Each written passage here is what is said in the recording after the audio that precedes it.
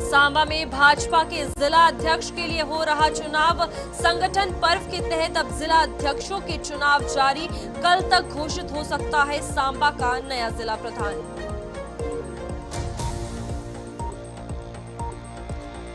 भद्रवाह में भालू पकड़ने के लिए एसओजी उतरी मैदान में। वन्य जीव संरक्षण विभाग और पुलिस की टीम भी एक्शन में। कांच और सरतिंगल के आसपास भी चल रहा बड़ा अभियान। सीसीटीवी कैमरे में कैद भालू ने पोल्ट्री फार्म में मचाई तबाही।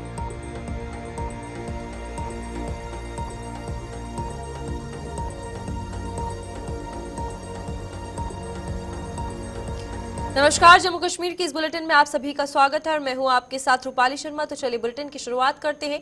कोरोना काल में कठुआ के बनी, बसोली और हीरानगर के कम्युनिटी हेल्थ सेंटरों में स्थापित किए गए तीनों ऑक्सीजन प्लांट ठप पड़े हैं। कभी ये ट्रायल रन में नहीं चले, कभी तकनीकी खराबी आई और अब मरम्मत की जरूरत है। इन प्लांट्स को विशेष रूप से संयुक्त राज्य अमेरिका और यूरोप से आयात किया गया था। जुलाई 2021 में स्थापित ऑक्सीजन प्लांट शुरुआत से ही तकनीकी दिक्कतों के ठप चलते बीच बीच में रुक जाता रहा है। अब चूंकि HMPV वायरस फैलने की आशंका के चलते वीरवार को कई अस्पतालों में स्थापित ऑक्सीजन प्लांट्स पर मॉक ड्रिल की गई थी, लेकिन ये तीनों प्लांट सफेद हाथी साबित हो रहे हैं। तो ये अब एक बड़ा सवाल है कि 2021 में ये स्थापित किए गए और ये ऑक्सीजन प्लांट जो है ठप के ठप पड़े हैं, क्योंकि कोविड के बाद अब HMPV वायरस का प्रकोप जो है देखने को मिल रहा है। जम्मू कश्मीर में नहीं लेकिन देश भर में 8 से 9 केसेस जो है HMPV वायरस के सामने आए हैं, जिसके चलते ये मॉक ड्रिल जो है वो किया गया। और ऑक्सीजन प्लांट्स की अगर बात की जाए तो चेकिंग जो है वो की गई, लेकिन ये तीनों प्लांट्स ठप के ठप पड़े हुए थे और अब इन्हें मरम्मत की जरूरत है। हमारे साथ रंजीव मेहता हमारे संवाददाता जुड़ चुके हैं। रंजीव से जानकारी लेंगे। रंजीव, बताइएगा, सफेद हाथी जो ये साबित हो रहे हैं, कितना ज्यादा जरूरत है ना ही वायरस आने पर बल्कि पहले भी इन ऑक्सीजन प्लांट्स पर ध्यान देना चाहिए था? मैं बताऊं कि ये जो ऑक्सीजन प्लांट जो CHC जिले में लगे हैं, जब कोरोना काल था जुलाई 2021 को 15 प्लांट जम्मू संभाग के विभिन्न स्वास्थ्य केंद्रों में लगाए गए थे। इनको USA से, यूरोप से आयात किया गया था। लाखों रुपए। तो बिल्कुल यहाँ पर आप देख सकते हैं कि कोरोना काल में कठुआ के बनी, बसोली और हीरानगर ये 3 प्लांट्स हैं जो पूरे ठप के ठप पड़े हैं। और ये हेल्थ सेंटरों की हालत है, आप देख सकते हैं कि किस तरीके से ये बदतर हालत जो है इन हेल्थ सेंटरों की सामने आ रही है। ऑक्सीजन प्लांट्स की अगर बात की जाए तो काफी ज्यादा जरूरत जो है मेडिकल डिपार्टमेंट में रहती है और इसी के चलते HMP वायरस की अगर बात की जाए तो अभी जो मेडिकल डिपार्टमेंट है वो काफी ज्यादा संजीदा होता हुआ नजर आ रहा है। इंस्पेक्शन जो है वो की जा रही है, जिसमें मॉक ड्रिल इन तीनों ऑक्सीजन प्लांट्स यानी कि जो बनी में है, बसोली और हीरानगर में है, इन तीनों पर किया गया था। लेकिन ठप का ठप ये जो तीनों ऑक्सीजन प्लांट है वो साबित हुए। ये सिर्फ एक ढांचा जो है अब खड़ा रह गया है और यहाँ पर कोई भी किसी भी प्रकार की मैन्युफैक्चरिंग नहीं हो रही है। यहाँ पर आपको बता दें कि टेक्निकल फॉल्ट जो है वो बताया गया है कि इन ऑक्सीजन जनरेशन प्लांट में टेक्निकल फॉल्ट आया है और इसे अब मरम्मत की जरूरत है। जुलाई 2021 में इसको स्थापित किया गया था और आप देखिए कि 2022, 23 और 24 3 साल भी गुजर जाने के बाद किसी का ध्यान जो है इस प्लांट पर नहीं गया। और ये एक बड़ा सवाल है कि आखिरकार जब वायरस आ रहा है, मॉक ड्रिल हो रही है, संज्ञान लिया जा रहा है, तो ही डंडे के जोर पर अब इसे मरम्मत करवाने की जरूरत है, ये कहा जा रहा है। बहुत ज्यादा जरूरी होता है कि जब इस तरीके की योजनाएं या फिर इस तरीके की हेल्थ सेंटर्स की अगर फैसिलिटीज की बात की जाए, जो कि काफी ज्यादा जरूरी है। ऑक्सीजन प्लांट हॉस्पिटल्स में भी काफी ज्यादा जरूरी होते हैं और उसके बावजूद भी 2021 के बाद ये जिस तरीके से ठप पड़ा है, मरम्मत नहीं हुई है, एक सवाल निशान उस पर भी खड़ा होता है। रंजीव एक बार फिर से हमारे साथ जुड़ चुके हैं। रंजीव, बताइएगा जानकारी। क्योंकि इन प्लांट्स को लगाने का मकसद ये था कि अगर कोई इमरजेंसी होती है तो उस दौरान इनको स्थापित कर दिया जाएगा और लोगों को पूरा इसका फायदा मिलेगा। जो कंसंट्रेटेड ऑक्सीजन प्लांट लगे हुए हैं, इनसे काफी, क्योंकि मरीज जो अक्सर आते हैं काफी गंभीर हालत में जब पहुंचते हैं तो उनको सबसे पहले ऑक्सीजन उपलब्ध करवाई जाती है। इसके चलते जो है प्लांट स्थापित किए गए थे कोरोना काल में। अब चैंपी वायरस जो भारत में भी दस्तक दे चुका है चाइना के बाद, तो इसका ट्रायल रन कल पूरे जिले में किया गया। लेकिन 3 ट्रायल रन में ये तीनों प्लांट जो हीरानगर का, बसोली का, बनी का, तीनों फेल पाए गए। 3.5 साल पहले इनको लगाया गया था, लेकिन उसके बाद जब भी ट्रायल रन हुआ इनका ये फेल ही पाए गए। अब तकनीकी रूप से ये खराब है और इनको मरम्मत की जरूरत है, जिसके लिए काफी धनराशि जो है वो चाहिए। स्वास्थ्य विभाग की तरफ से धनराशि जो है वो उपलब्ध अभी नहीं करवाई गई है, जिसके चलते ये ठप ही पड़े हुए हैं। और इसका जो रख रखाव है ये अभी मैकेनिकल इंजीनियरिंग विंग जो है रोड एंड बिल्डिंग डिपार्टमेंट का, उसके पास है। उनके पास ना तो तकनीकी अधिकारी है, ना तो देखिए स्टाफ है जो इनको पूरी तरह से चालू कर सके, और जिसके बाद ये अभी तक ठप पड़े हुए हैं। लेकिन स्वास्थ्य विभाग के जो सीएमओ है उनके अधिकारियों से जब हमारी बात हुई तो उनका कहना है कि उच्च अधिकारियों को इसकी मुरम्मत के लिए धनराशि के लिए लिख दिया गया है। रंजीव, यहाँ एक सवाल ये भी उठता है कि जब कोविड में मुसीबत पड़ी थी तो ये सेंटर्स बनाए गए, और 19 से लेकर जब कोविड आया आगे लोगों को परेशानी ना हो, क्योंकि ये भी देखने को मिला है उस कार्यकाल में कि लोग ऑक्सीजन सिलेंडर्स के लिए तड़पे हैं, लेकिन मशीनरी भी लाखों करोड़ों की लागत से बनती है। और ये तीनों प्लांट अगर ऐसे ही वेस्ट जा रहे हैं और 3 साल के बाद ट्रायल रन हो रहा है, तो जवाबदेही किसकी है? देखिए, इसको लेकर जवाबदेही तो जरूर स्वास्थ्य मंत्रालय की है, क्योंकि उस समय जो इकोनॉमिक रिकंस्ट्रक्शन एजेंसी इरा, और उसने उसके देखरेख में जो स्थापित किए गए थे और बाद में उनको मैकेनिकल इंजीनियरिंग उनको के हैंडओवर कर दिया गया। लेकिन उनके पास ना तो कोई धनराशि उपलब्ध कराई गई, ना फंड इसको मेंटेन करने के लिए उपलब्ध कराया गया आज तक, और ना ही उनके पास कोई तकनीकी कर्मचारी है, टेक्निकल कर्मचारी हैं जो इनको ठीक कर दुरुस्त रख सके। लेकिन जो उनके मैकेनिकल इंजीनियरिंग के अधिकारी हैं उन्होंने कहा कि हमसे एस्टिमेट तो जरूर ले लिया गया, लेकिन धनराशि स्वास्थ्य विभाग ने उपलब्ध करवानी थी, वो नहीं हो पाई, जिसके चलते ये अभी तक ठप पड़े हैं और लोगों को बिल्कुल फायदा भी नहीं हो रहा है इनका।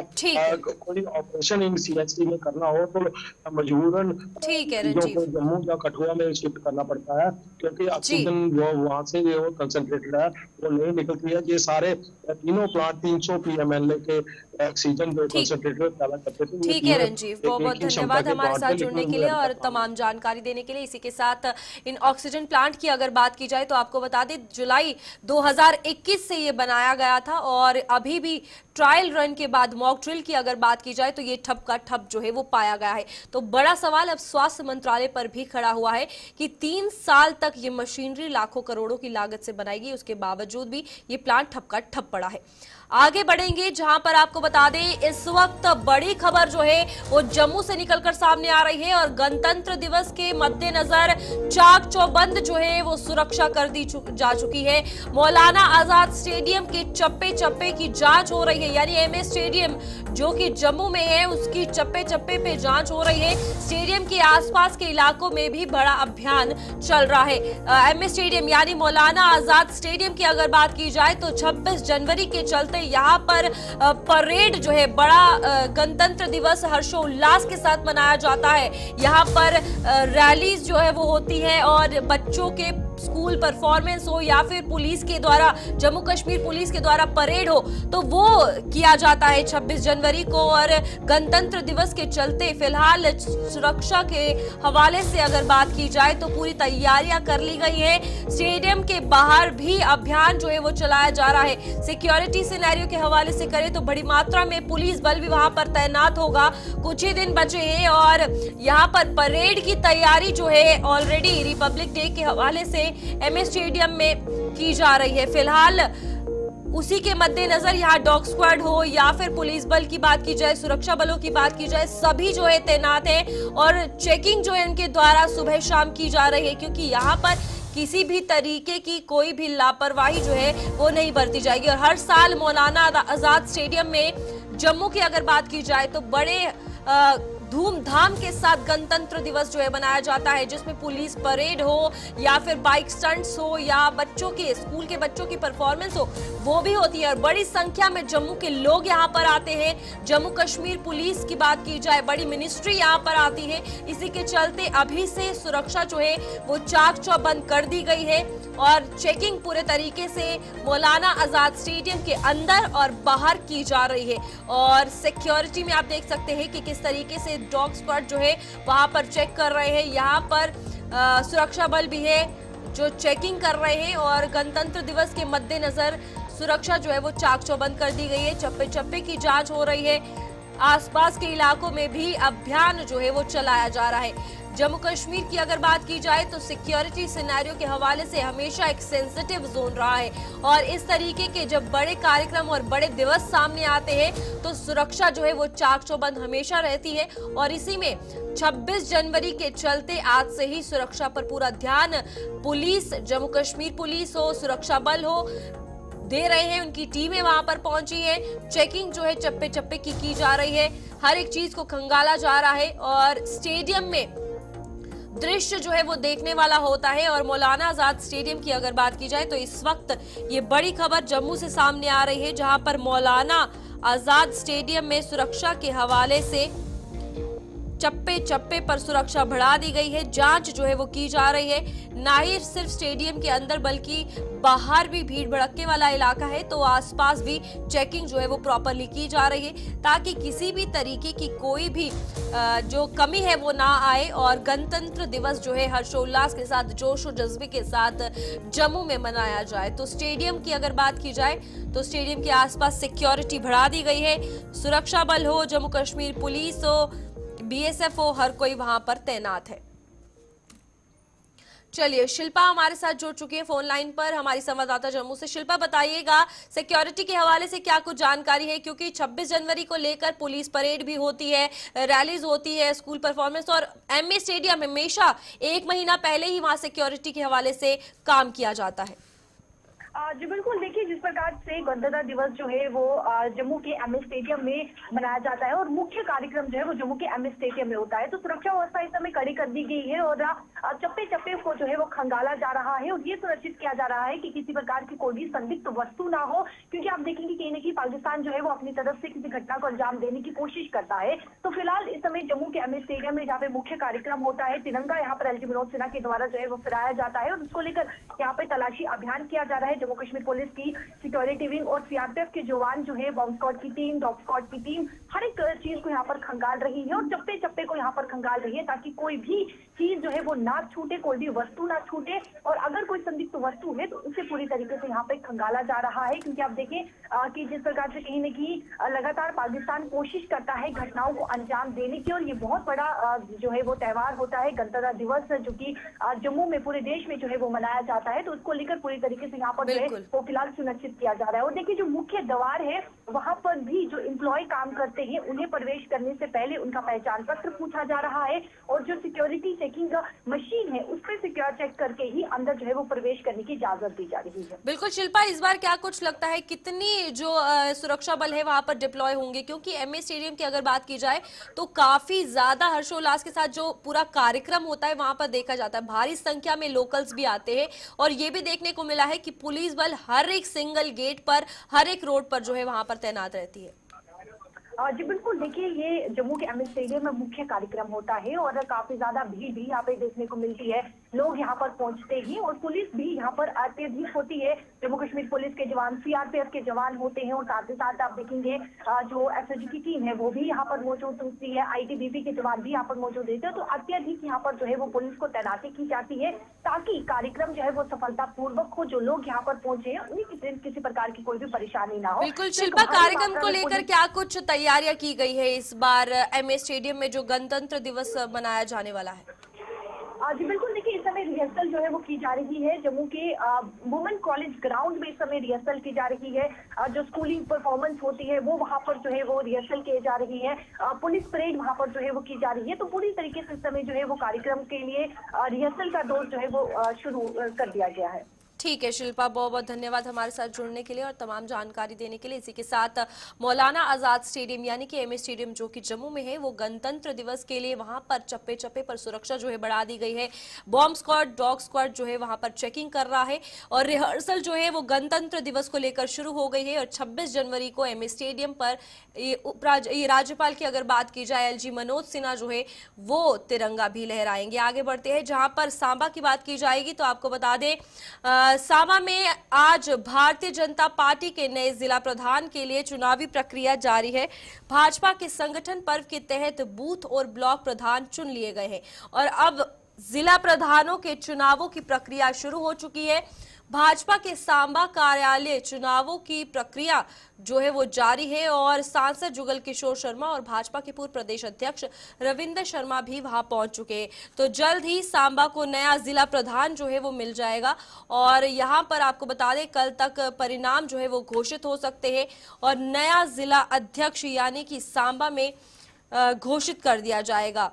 संगठन पर्व के तहत आपको बता दें अब जिला अध्यक्षों के चुनाव जो है वो जारी है और कल जो है नाम घोषित होगा। सांबा का नया जिला प्रधान कौन होगा, इस किस पर मुहर लगेगी, ये देखने वाली बात होगी। फिलहाल भारतीय जनता पार्टी के नए जिला प्रधान के लिए ये चुनावी प्रक्रिया जारी है और संगठन पर्व के तहत बूथ और ब्लॉक प्रधान चुन लिए गए हैं और अब जिला प्रधानों के चुनावों की प्रक्रिया भी शुरू हो चुकी है, जिसमें कल जो है वो नाम घोषित किया जाएगा। फिलहाल आपको बता दें कि सांसद जुगल किशोर शर्मा और भाजपा के पूर्व प्रदेश अध्यक्ष रविंद्र शर्मा भी वहां पर पहुंच चुके हैं, सांबा कार्यालय में ये पहुंच चुके हैं और ये चुनावी प्रक्रिया जो है वो जारी है और नया जिला प्रधान कल तस्वीर साफ होगी कि आखिरकार सांबा का कौन होगा। ऋषि हमारे साथ जुड़ चुके हैं। ऋषि, जानकारी दीजिएगा, नया चेहरा वो कौन सा हो सकता है, किस पर यह अंदाजा लगाया जा रहा है सांबा का नया जिला प्रधान? लेकिन फिलहाल मेरे साथ सांसद जुगल किशोर शर्मा जी यहाँ जुड़ चुके हैं। सांबा के पार्टी ऑफिस पहुंचे हुए। जिस तरह से मैंने आपको कहा कि संगठन पर्व जिस तरह से भारतीय जनता पार्टी मना रही है, तो संगठनात्मक अगर प्रक्रियाएं देखें तो कई अलग अलग प्रक्रियाएं निभाई जा रही है। खासतौर पर जो संगठन के चुनाव है वो प्रक्रिया भी हमें देखने को मिल रही है। इससे पहले मंडल अध्यक्षों के चुनाव हुए, लेकिन आज सांबा जिला में भारतीय जनता पार्टी की जिला प्रधान को चुनने की जो चुनावी प्रक्रिया है वो जारी है। तो सांसद जी यहाँ पर पहुंचे, इनसे जानने की कोशिश करते हैं। सर, ये जो संगठन पर्व मनाया जा रहा है उसमें संगठन के जो चुनाव है वो अलग अलग प्रक्रिया निभाई जा रही है। आज जिला प्रधान का चुनाव भी करवाया जा रहा है। क्या कुछ कहेंगे, पार्टी की किस तरह से मजबूती प्रदान की जा रही है और ये देखा जा रहा है कि यंग चेहरे जो है वो ज्यादा हमें देखने को मिल रहे हैं, क्या कुछ कहेंगे? ऐसे देखिए, भारतीय जनता पार्टी का जो संगठन पर्व चल रहा है वो देश भर में चल रहा है। एक प्रक्रिया है जिसे भारतीय जनता पार्टी का एक एक कार्यकर्ता जो है वो निभाता है और पार्टी जो है वो छोटे से छोटे कार्यकर्ता का विचार और सहमति के साथ जो है वो आगे जो है प्रेसिडेंट हो, बूथ प्रेसिडेंट हो, ब्लॉक प्रेसिडेंट हो, जिला प्रधान हो, इन सब की प्रक्रिया को आगे बढ़ाते हैं। तो आपने देखा होगा कि भारतीय जनता पार्टी में ही ऐसा किया जाता है कि कार्यकर्ताओं की सहमति से एक मत होकर किसी एक को दायित्व जो है वो दिया जाता है।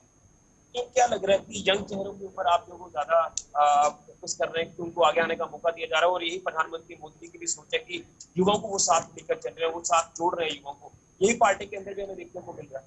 बिल्कुल सही कहा आपने कि केंद्र के नेतृत्व में ही पूरे देश भर में ये चुनाव प्रक्रिया जो है वो जारी है और आपने देखा होगा कि हमेशा पार्टी उन चेहरों को आगे लाती है जो समर्पण भावना से पार्टी के प्रति समय भी निकालते हैं, काम भी करते हैं और समाज सेवा भी करते हैं। तो उसी को देखते हुए आज भी वही प्रक्रिया जो है वो चलाई जा रही है। कार्यकर्ताओं का मन टटोला जा रहा है, कार्यकर्ताओं से फीडबैक ली जा रही है, कार्यकर्ताओं में सहमति बनाई जा रही है और किसी एक पर सहमति बनेगी और उसी के साथ सारे लोग जो है वो आगे बढ़ेंगे। बिल्कुल, लेकिन एक सवाल मेरा ये भी रहेगा, आपने देखा होगा विधायक हमारे सुरेंद्र सिंह राणा जो आज हमारे, लेकिन आपने उनकी बेटी को मौका दिया, उनको भी वाइस प्रेसिडेंट यूपी का बना गया बीजेवाईएम का। तो वाकई में लग रहा है कि जो हम पार्टी को सशक्त करने की बात कर रहे हैं उसमें लगातार युवाओं की भागीदारी काफी ज्यादा देखने को मिलती है। आपने देखा होगा कि भाई भारतीय जनता युवा मोर्चा के नाते देश भर में नौजवानों को आगे लाने का एक माध्यम है भारतीय जनता युवा मोर्चा।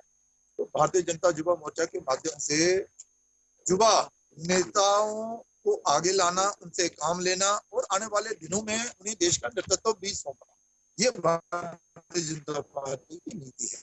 और आपने देखा होगा कि भारतीय जनता पार्टी ही एक ऐसा राजनीतिक दल है जिसमें युवा जो है वो खुशी खुशी से आते हैं और उन्हें काम भी मिलता है और देश के प्रति काम करने का जो उनका स्वभाव रहता है, उसी के नाते पर वो आगे भी बढ़ते हैं। तो इन चुनावों के नतीजों को लेकर बात करें तो कब तक नतीजे आने की उम्मीद है? क्या अभी कुछ देर में नतीजे घोषित हो गए, इसमें थोड़ा सा वक्त लग जाता है? नहीं, इसमें समय लगेगा। अभी तो सहमति ली जा रही है, फीडबैक ली जा रही है और उसके बाद एक तो किसी एक बार अभी से सहमति नहीं बनेगी।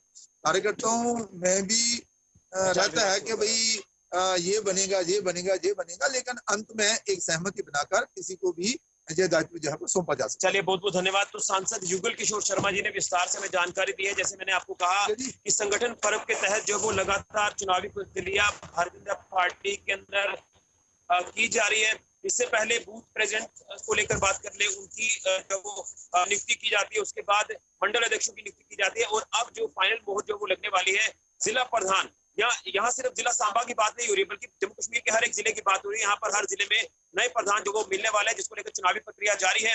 और ये भी कहा जा रहा है कि अभी नतीजे आने में थोड़ा सा वक्त लगेगा, लेकिन कहीं ना कहीं यंग चेहरों के ऊपर जो वो ज्यादा तवज्जो दी जा रही है, यंग चेहरों को आगे आने का मौका दिया जा रहा है, जिससे पार्टी को और ज्यादा मजबूती प्रदान होगी और पार्टी की जो नीतियां होगी उसके ऊपर जो वो तमाम जो कार्यकर्ता, तमाम जो मूल सदस्य जिनके ऊपर जिम्मेदारी जो सौंपी गई है पार्टी की तरफ से, वो पार्टी को मजबूत करेंगे आने वाले दिनों में। और वैसे भी हमने देखा कि भारतीय जनता पार्टी का ये कहना है कि जब भी चुनाव होते हैं वो चुनावों के लिए 24/7 तैयार रहते हैं। नया जिला प्रधान जो है वो कल आ जाएगा। और ऋषि, बहुत बहुत धन्यवाद हमारे साथ जुड़ने के लिए और तमाम जानकारी देने के लिए। इसी के साथ अगर बात की जाए सांबा के हवाले से, चुनावी प्रक्रिया जो है वो चल रही है और कल नए जिला प्रधान का चेहरा सामने होगा, नाम जो है वो घोषित हो जाएगा। आगे बढ़ते हैं, जहां पर डोडा के भद्रवा में सरतिंगल और भेजा इलाके में पिछले कुछ दिनों से खतरा बने जंगली भालू को पकड़ने के लिए वन्य जीव संरक्षण विभाग के साथ साथ पुलिस और स्पेशल ऑपरेशन ग्रुप भी मैदान में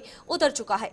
पूरी तरह से व्यस्क भालू को भद्रवा चंबा मार्ग पर काच और सरतिंगल के आसपास देखा गया है, जिसने एक पोल्ट्री फार्म में तबाही मचाते हुए 300 मुर्गों को मौत के घाट उतार दिया था। सीसीटीवी में कैद हुए इस भालू के इन इलाकों में देखे जाने से लोगों में खौफ की लहर दौड़ गई है, जिसे पकड़ने के लिए बड़े पैमाने पर अभियान चल रहा है, लेकिन फिलहाल इस मुहिम में सफलता नहीं मिल पाई है। वसीम हमारे साथ जुड़ चुके हैं, वसीम से जानकारी लेंगे। वसीम, जंगली भालू जो है फिलहाल घुसाया है और ये हमने बहुत बार देखा है कि भालू हो या फिर लेपर्ड हो, ये जो है जंगल से शहरों में आते हैं और इस तरीके से भेड़, बकरियों, मुर्गों को अपना निशाना बनाते हैं। फिलहाल अभियान को लेकर क्या कुछ कहा जा रहा है? पूरी जानकारी दी थी। जहां पे भद्रवा के 2 पोल्ट्री फार्म्स के अंदर भालू गया था, वहां पे लगभग 200 मुर्गे खाए थे। आज हम देख रहे हैं कि फिर से ये घूमता हुआ नजर आ रहा है और एक पोल्ट्री फार्म के अंदर फिर से ये गया है, मगर वहां पे मुर्गे नहीं थे और जो वहां के रहने वाले लोग हैं वो काफी ज्यादा खौफ में देखने को मिल रहे हैं। इलाके के अंदर दहशत काफी ज्यादा है क्योंकि घने जंगल के साथ साथ आबादी भी वहां पे रहती है और सीसीटीवी कैमरा ने पूरे इस भालू को दिखाया, पूरा ये कैप्चर इसमें हो चुका है। तो लोगों का कहीं ना कहीं मानना है कि इलाके के अंदर काफी ज्यादा ये घूम रहा है। जहां पे आप देख रहे हैं कि भद्रवा के अंदर टूरिस्ट भी काफी ज्यादा देखे जा रहे हैं, दूसरी तरफ से आप देख रहे हैं कि लोगों में खौफ भी नजर आ रहा है। वाइल्ड लाइफ डिपार्टमेंट की हम बात करें, वाइल्ड लाइफ डिपार्टमेंट जो है जमीनी सतह पे, जहां पे पिछले दिनों सवाल उस पे उठ रहे थे, आज जमीनी सतह पे काम करता हुआ नजर आ रहा है। और जहां पे वाइल्ड लाइफ डिपार्टमेंट से हमारी बात तो उनका मानना है कि जल्द से जल्द इस भालू को पकड़ा जाएगा और अलग अलग एरियाज में जाना है। जहां पे आप देख रहे हैं कि जो स्नोबर्ड एरिया है, स्नोबर्ड एरियाज में इसको खाने के लिए कुछ नहीं मिल रहा है और ये आबादी की तरफ बढ़ता हुआ नजर आ रहा है। तो वाइल्ड लाइफ डिपार्टमेंट जिस तरह से जमीनी सतह पे काम कर रहा है, लोगों को अवेयर भी कर रहा है और ये भी कुछ कंट्रोल रूम्स के नंबर भी दिए गए हैं। अगर आपको मिलता है कहीं पे देखते हैं आप इसको, तो जरूर कंट्रोल रूम नंबर पे आप राब्ता कर सकते हैं, ताकि जो वाइल्ड लाइफ डिपार्टमेंट है, क्योंकि वहां पर अगर लोगों की बात की जाए, यहाँ माली नुकसान तो हो रहा है लेकिन किसी की जानी नुकसान ना हो, यानी कि लोगों का जानी नुकसान ना हो, क्योंकि पहले ही बड़ा नुकसान जो है जिसके पोल्ट्री फार्म से मुर्गे खाए गए हैं उसने झेला होगा। तो यहाँ लोगों को खुद की जान की भी कितनी परवाह करनी होगी, क्योंकि तेंदुए और भालू इस वक्त जो है ऊपर से नीचे जरूर आ रहे हैं। देखिए, जमींदारी की जहां पे हम बात करें, लोगों का जरूर ये मानना है कि खौफ में इलाके के लोग हैं, डर के माहौल में हैं। और दूसरी तरफ से आप देख रहे हैं कि सर्दी भद्रवा के अंदर काफी ज्यादा देखी जाती है, लोग घरों से बाहर जरूर आते हैं, मगर उसके बावजूद आप देख रहे हैं कि लोग में डर और खौफ काफी ज्यादा देखा जा रहा है। जहां पे वाइल्ड लाइफ डिपार्टमेंट जमीनी सतह पे आज देख रहे हैं अलग अलग ग्रुप्स बनाए गए हैं, स्पेशल टीम्स जो है बनाई गई हैं। तो वाइल्ड लाइफ डिपार्टमेंट का ये दावा है कि जल्द से जल्द इसको पकड़ा जाएगा और यहां से इसको लिया जाए।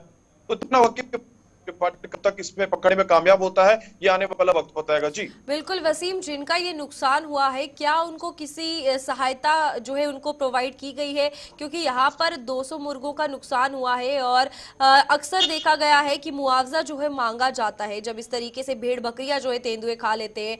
तो फिलहाल एसओजी की टीम वहां पर है, लेकिन उन्होंने प्रशासन से क्या कुछ कोई गुहार लगाई है?